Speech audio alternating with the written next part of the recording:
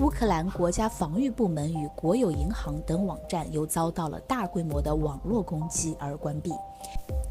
这场既有真枪实弹又有网络战争的冲突一触即发，给全球市场经济造成了不确定的因素。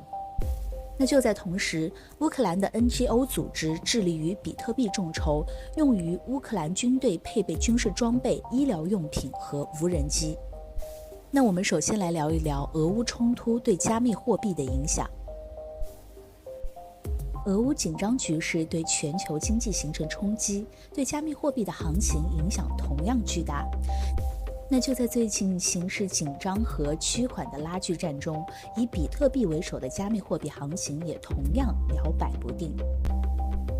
那就在2月12号，多国建议公民尽快离开乌克兰后，比特币应声下跌了 4.23%，ETH 下跌了 6.53%，SOL 和 Matic 各下跌了 10.7%，ICP 下跌了 9.5%，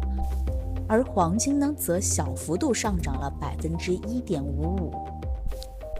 而就在15号，俄罗斯透露撤兵信号后呢，比特币稳中缓升，上涨了 3.53%，ETH 上涨了 5.8%，黄金则微微跌了 0.96%，市场情绪呢趋于平静观望。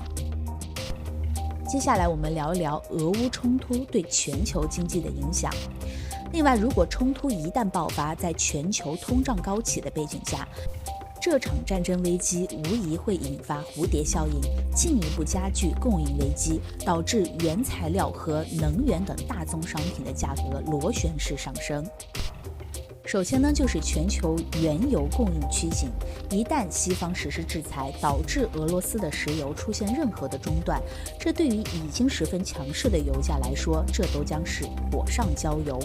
那摩根大通预计，一旦油价飙升，今年上半年全球 GDP 增速或将滑落至 0.9%， 而在此之前预计的增速是 4.1%。此外呢，全球的通胀水平也会从原本预计的 3%飙至 7.2%。其次呢，就是一旦俄乌局势恶化，粮价将迎来更大的一个上行风险。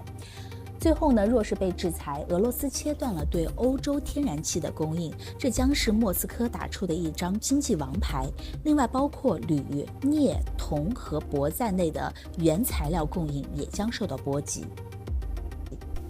乌克兰边境的紧张局势继续缓和，应该会推动市场的走高。尽管迫在眉睫的通胀数据和美联储的加息可能会使市场发生动荡，但是投资者也必须为未来的不确定性的波动做好准备。一旦局势紧张加剧，资金避险情绪高涨，重回传统的避险渠道，那么可能会引发比特币的进一步大跌。